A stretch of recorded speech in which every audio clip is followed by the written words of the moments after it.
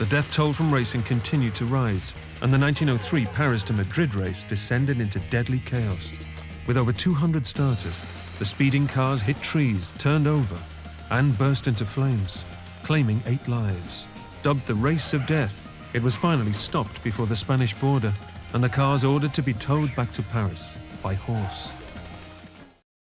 Drivers were often paid a bonus for breaking a record. Captain George Easton was one of the champion record breakers at the time.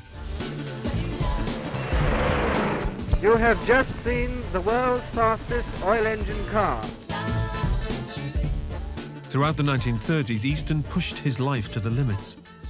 He did it all: driver, fitness fanatic, war hero, sailor, pilot, engineer, deep-sea angler, and powerboat racer. In March 1905, Levitt set the record for the longest drive by a woman, from London to Liverpool in 11 hours. An easy feat today, but back then there were no road maps, petrol stations, or motorways. They flew planes, hunted big game, and gambled fortunes. The Bentley boys' outrageous antics typified the spirit of the Roaring Twenties. Buddy Nora had declared the staid Daimler brand a relic. So her husband Bernard gave her free rein to give it a makeover, or as she put it, to bring some happiness back to a world left hollow by the horror of 2 world wars. As public interest in motoring grew, Austin was determined to become his own boss.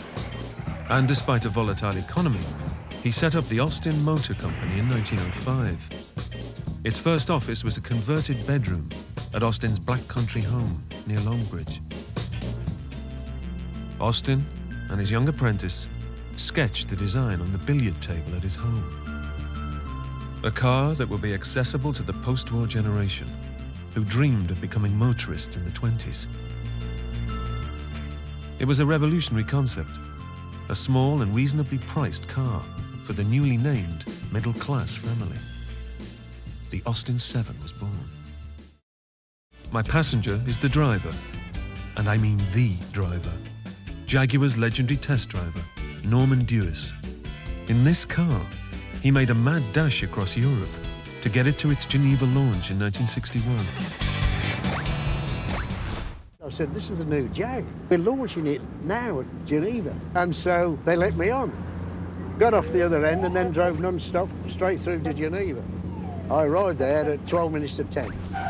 You made it. And all the press were there waiting. And Lyons was walked across and he went, "Well done, Dewis, I knew you could do it," and walked off. Today, the Bewley estate is home to the National Motor Museum. But during the war, it was a finishing school for spies.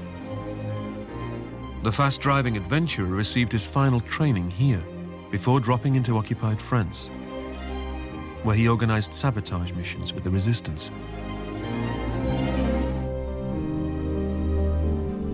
Sadly, Willie Grover was captured in 1943.